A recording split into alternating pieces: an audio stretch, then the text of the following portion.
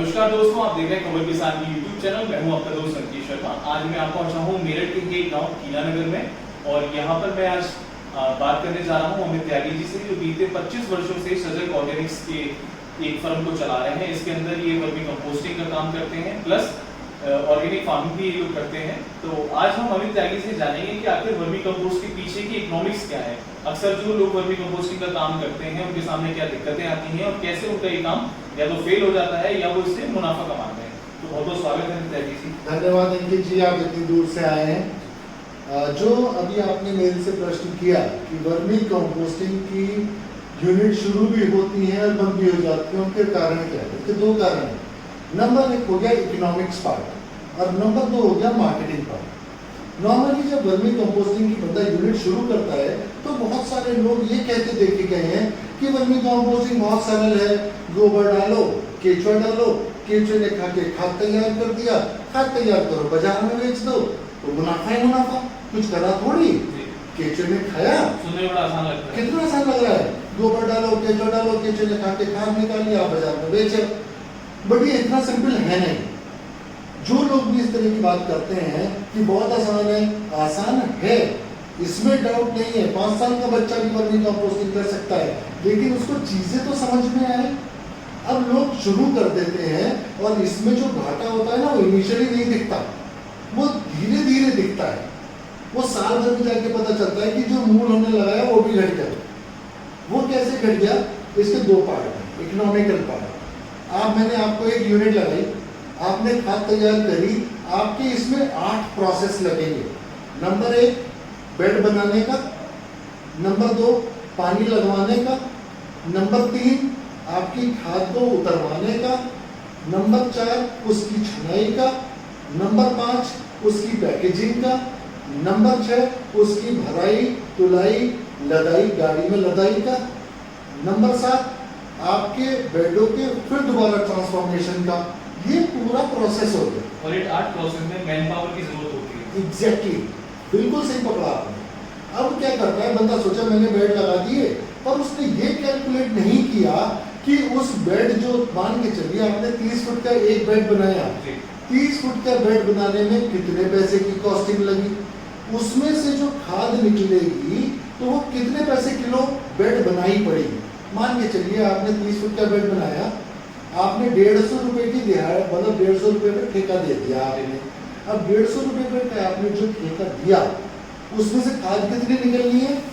40% निकलती है। अभी हमारा डिस्कशन हुआ कि 1500 किलो गोबर डलेगा, 30 किलो केचुआ डलेगा, उसमें से 40% खाद निकलेगी क्योंकि मॉइस्चर रिड्यूस हो जाएगा, तो 600 किलो खाद तैयार हुई। अब इस 150 रुपए की बेड बनाई में 600 किलो अगर खाद निकल रही है तो 25 पैसे किलो, तो आपकी बेड बनाई आ गई। इसी तरह से पानी हो गया, इसी तरह से आपकी छनाई हो गई। अब मान के चलिए आपने एक बंदा रखा है 400 रुपए की दिहाड़ी पे। एक बंदे को एक दिन में अगर वो 5 घंटे काम करता है, हम 8 घंटे की दिहाड़ी लगाएंगे, 5 घंटे की दिहाड़ी लगा रहे हैं, अगर 5 घंटे तो काम करेगा, 5 घंटे में 1200 किलो खाद उतार के दे रहा है, जो हम अपने यहाँ पर बंदों से करवाते हैं। तो आपकी वायबिलिटी है। अगर मान के चलिए आपने छनाई करवा रहे हो, आप हाथ के छलने से छनाई करवा रहे हो, हाथ के छलने से छनाई करवाने में आपने 2 बंदे लगाए 400-400 रुपए के, 800 रुपए बंदे की दिहाड़ी हो गई, और वो दोनों पूरे दिन में 400 किलो आपको खाद छान के दें, तो 2 रुपए किलो आपकी छनाई कॉस्ट हो गई, हो गई ना। इस कॉस्टिंग को बंदा नहीं देख पाता। ऐसी 8 कॉस्टिंग है जो अपने ट्रेनिंग प्रोग्राम में हम सारा सिखाते हैं। नॉर्मली जो खाद की जो प्रोडक्शन है, अगर 50 पैसे किलो आप गोबर खरीद रहे हो, 400 रुपए की बंदे की दिहाड़ी आप दे रहे हो, तो आपकी प्रोडक्शन कॉस्ट 2.5 रुपया आके पड़ती है।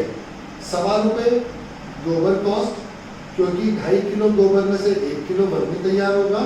1.25 रुपया आपकी लेबर कॉस्ट, 1.25 रुपये 2.5 रुपया 50 पैसे टूट फूट आने जाने वाले लोग, जिसको कंटिजेंसी कहते हैं, 3 रुपये आपके घर पे तैयार पड़ रही है। अब ये तो लोग समझ लेते हैं कि 3 रुपये घर पे तैयार पड़ रही है। अब हम वापस लौट के चलते हैं थोड़ा सा हमारी 2 रुपए बढ़ी थी सिर्फ छनाई कॉस्ट, 25 पैसे बन गई हमारी बेड बनाई कॉस्ट जो उसमें से निकले। बिल्कुल। अगर हम इस पूरे प्रोसेस को उठा के देखें तो हमारी छनाई की कॉस्टिंग 12 से 16 पैसे के बीच में आनी चाहिए। किस जगह हमें ऑटोमेशन करना है, कहाँ पर हमको मैनुअल कराना है, ये सीखना बहुत जरूरी है, जो कि आपने ट्रेनिंग प्रोग्राम में सिखाते हैं। नॉर्मली यही लोग नहीं देख पाते, वो इन 8 चीज़ों को कैलकुलेट नहीं कर पाते। अब मान के चलिए एक बंदा 1 घंटे में 15 कट्टों की भराई करके देगा 40 किलो, मेरी वाइबिलिटी आती है, अगर मैं खुद भरूंगा तो मैं 25 कट्टे भर सकता हूँ। मैं सामने वाले बंदे से एक्सपेक्ट करूंगा कि वो 15 ही भर के दे दे तो मेरी कॉस्टिंग निकलेगी। अगर मैं ये बारीक बारीक कॉस्टिंग निकालूंगा तो मुझे 1.25 रुपये की कॉस्टिंग पड़ेगी। 1.25 रुपया लेबर कॉस्ट, 1.25 रुपया के ऊपर कॉस्ट, इसमें डीजल कॉस्ट भी इंक्लूड है, इलेक्ट्रिसिटी भी इंक्लूड है, लैंड रेंट भी इंक्लूड है, वाटरिंग भी इंक्लूड है, सारे पार्ट सबके छोटे छोटे खर्चे होते हैं जो आदमी देख नहीं पाता है। अब छनाई कॉस्ट आनी चाहिए 12 से 16 पैसे, आ रही है उसकी 2 रुपए, तो इसका मतलब उसकी खाद की जो प्रोडक्शन कॉस्ट है वही 4 रुपए जाके बढ़ेगी और 4 रुपए वो बेचना है। और अगर वो कीमत ज्यादा कर देगा तो मार्केट में उसके सामने समस्या आएगी। अगर मान के चलिए जिस बंदे की प्रोडक्शन कॉस्ट कम है उसको वो कैसे कॉम्पीट करेगा, और उसको कॉम्पीट करने के चक्कर में वो माल उसके हिसाब से देगा, उसको महंगा अपने घर पे ही तैयार पड़ रहा है क्योंकि बारीक कैलकुलेशन उसने नहीं करी और वो बेच रहा है जिसका सस्ता माल तैयार हो रहा है, जिसकी प्रोडक्शन कॉस्ट कम पड़ रही है उसके अकॉर्डिंग बेच रहा है। तो मान के चलिए 50 पैसे किलो भी वो अगर घटाता जा रहा है तो साल भर लग जाएगा उसकी कैपिटल को कम होने में, उसके पास कुछ बचेगा नहीं, घर से लग जाएगा। फिर वो कहता है कि मेरे पैसे मुनाफा नहीं है, ये तो काम बेकार है। काम बेकार नहीं है, बात हमारे समझ की है, बारीकियों को समझने की जरूरत है। बारीकियों को समझने की जरूरत है। काम में बहुत प्रॉफिटेबिलिटी है, बहुत फायदा है। दूसरी बात आ जाती है मार्केटिंग में। हमने कि साहब आप वर्मी कंपोस्ट वही वाली बात, गोबर डालो, केचुआ डालो, लोग केचुआ बेचने के लिए इस तरह के फंडों का इस्तेमाल करते हैं कि जब गोबर डालो, केचुआ डालो, खाद तैयार हो गई, जाके बेच दो। उसको ये नहीं सिखाया, मैंने आपको यूनिट शुरू करी, मैंने आपको कुछ नहीं भेजा, गोबर डालना, केचुआ डालना, खाद तैयार हो जाएगी, बाजार में बेच देना, इस भाव में तो बिकी जाएगी। और ये तो सिखाया नहीं कि जब बाजार में मार्केट करने जाओगे तो कैसे बेचोगे, आपके पास प्रोडक्ट नॉलेज होनी चाहिए। मैंने आपको BMW को दे दी ऑटोमेटिक, पर मैंने उसको चलाना तो सिखाया ही नहीं कि कैसे न्यूट्रल होगी, कैसे रिवर्सल, कैसे फॉरवर्ड होगी। तो बहुत जरूरी है मार्केट को समझना भी जरूरी है कि आपकी डिमांड क्या आ रही है, फिर कैसे हम उसको सप्लाई करेंगे। अब हमारा जो मार्केटिंग पार्ट है, जो हम कहते हैं कि हम प्रोडक्शन से लेके और मार्केटिंग तक सारी चीजें सिखाते हैं, तो प्रोडक्शन पार्ट तो एक तरफ हो गया, सेकंड हो गया मार्केटिंग पार्ट। मार्केटिंग पार्ट में सबसे पहले उसी बंदे को हम उसकी 1-1 घंटे ऑल्टरनेट डे उसकी क्लासेस लेते हैं, उसको 10 घंटे की क्लासेस लेते हैं जिसमें हम उसको पूरा टेक्निकली फिट करते हैं, उसको पूरी प्रोडक्ट नॉलेज देते हैं।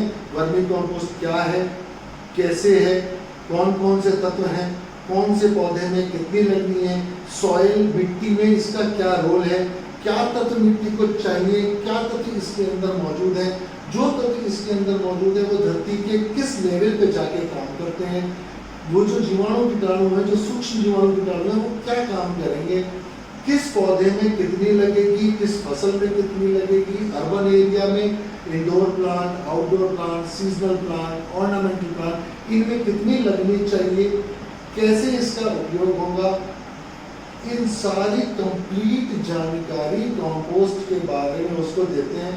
सामने से क्या क्वेश्चन निकल कर आएंगे, उनका क्या जवाब देना है, पूरा प्रोसेस कैसे होता है, इसको कैसे कंपोस्टिंग और कंपोस्ट में डिफरेंशिएट, फिर इनऑर्गेनिक और ऑर्गेनिक के डिफरेंसेस क्या होते हैं। मैं आपसे पूछना चाह रहा था कि जैसे अगर यही कंपोस्ट आपके यहाँ की सजग जो वर्मी कंपोस्ट अगर अपने खेतों में लगाएंगे तो उससे कितना प्रोडक्टिव एफिशिएंट वो रहता है, या आपके सामने से लाइव एग्जांपल्स क्या हैं, अगर आपने किसानों को वो दिया हो, कंपोस्ट आपने दी हो अपने यहाँ की, तो उनको जो उनका एक्सपीरियंस है वो क्या एक्सपीरियंस रहा? बहुत शानदार एक्सपीरियंस है अंकित जी। मतलब एक छोटी सी बात बताऊंगा, आज 25 साल हो गए, इस 25 साल में ऐसा कोई शख्स निकल कर नहीं आया जिसने मुझसे ये कहा हो कि तुम्हारी खाद बेकार है, तुम्हारी खाद में रिजल्ट नहीं है, हमने जब शुरू करा था तो हमारी 5 मतलब इनिशियली जब हमने स्टार्ट करा था तो 5 कट्टे खाद के निकल कर आए थे। वहां से हमारा चालू हुआ और जिस बंदे को कभी हमने एक बैग दिया था वर्मी कंपोस्ट का, आज उसके यहाँ एक ट्रक जाता है, एक ट्रक उसके यहाँ मतलब वर्मी कंपोस्टिंग का जाके उतरता है। बेसिक फंडा यही है कि अपने को इकोनॉमिक्स समझनी है। हम जो भी व्यापार करते हैं, चाहे वो वर्मी कंपोस्टिंग का करें, चाहे जैविक खेती का करें, तो हमें बेसिक जो हमारी नॉलेज है वो अपनी पूरी होनी चाहिए। एक चीज और इसमें मैं जोड़ना चाहूँगा, वर्मी कंपोस्टिंग सिर्फ इतना ही नहीं है कि आपने गोबर डाला, एक कीड़े डाले या केचुए डाले और उन्होंने खाद तैयार कर दिया। अगर आप केचुए के साथ इमोशनली अटैच्ड नहीं हो सकते, आप गोबर में हाथ नहीं डाल सकते, तो बिल्कुल इस काम को ना करिए। जैसा कि आपने मैं डर रहा था और आपने बताया कि इसको लेके देखिए अपने हाथ में कुछ नहीं। हाँ, जो आप गोबर में हाथ डालते हो तभी आपको ये समझ में आएगा कि कितना सॉफ्ट है, गर्मी है, ठंडी है। नेचर से आपको जुड़ना पड़ेगा। हाँ, अरे ये केचुआ इतना प्यारा जीव है, इतना सॉफ्ट जीव है। अगर आप इसको ये सब कुछ बताता है, अगर इसको गर्मी लग रही है तो बताएगा, ठंड लग रही है तो बताएगा, नमी कम है तो बताएगा, नमी ज्यादा है तो बताएगा, खुश है तो बताएगा, दुखी है तो बताएगा। मुझे लग रहा है 25 साल का जो आपका अनुभव है, 25 वर्ष का अनुभव, वो आपके सामने आ रहा है, जो आप इतना अटैच हो चुके हैं इस काम से या अर्थवॉर्म से, तो वो साफ दिख रहा है। आप अपने घर में गाय पालते हो, जब आप गाय पालते हो या कुत्ता पालते हो, कोई जीव पालते हो, और जब आप बहुत दूर होते हो तो उसको महक आ जाती है कि आप आ रहे हो, तो वो खुश होने लगता है, भागने लगता है, गाय रंभाने लगता है। ऐसे ही हर जीव का आप प्यार दे रहे हो ना उसको, इन रिटर्न वो आपको उतना ही प्यार देगा। और आप ये सोचिए, आज हमारे पास में करोड़ों जीव है।